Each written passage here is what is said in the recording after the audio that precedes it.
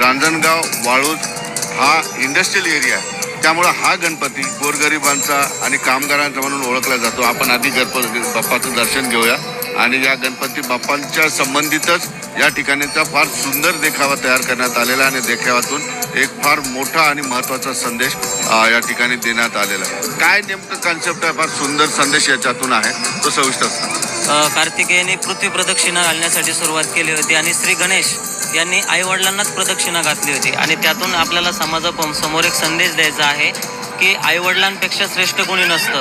आपल्यासाठी सर्वात महत्त्वाचे आईवडील असतात की ज्यांच्यामध्ये आपलं सर्व विश्व सामावलेलं आहे.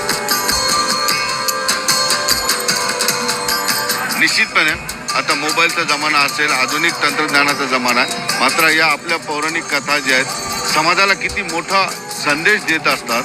कामगार वस्तीतलं हे मंडळ आहे आणि या ठिकाणी सर्व 18 पगड जातीतील लोकांसाठी हा संदेश अत्यंत महत्त्वाचा आहे.